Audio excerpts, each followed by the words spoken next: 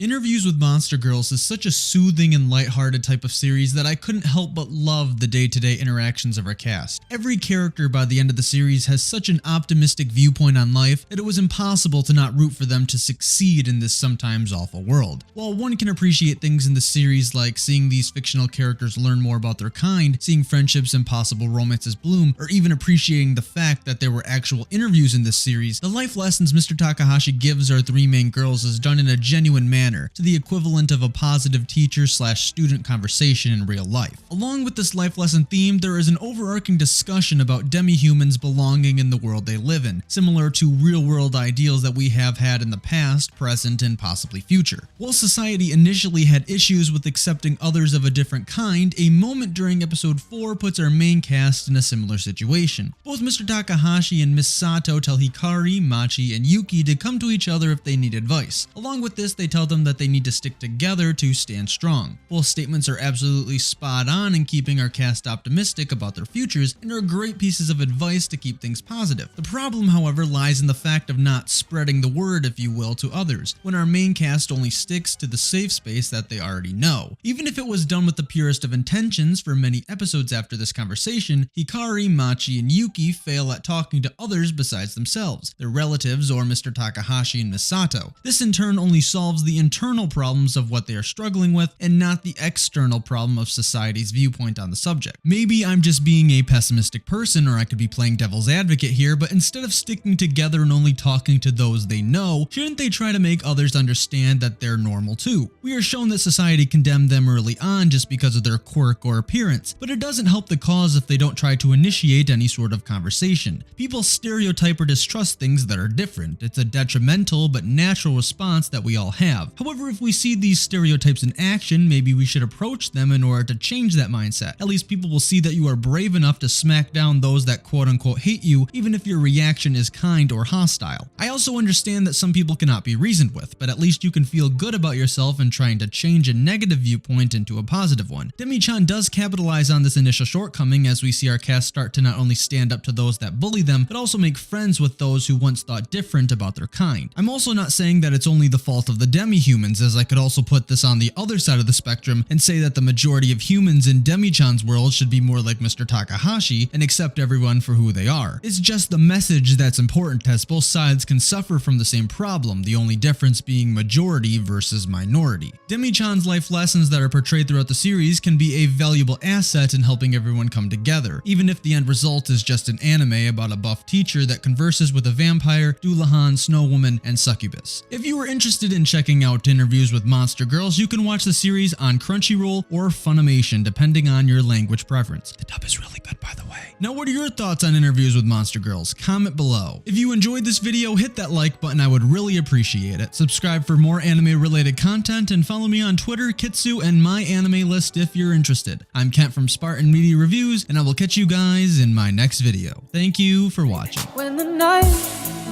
has come and the land is dark,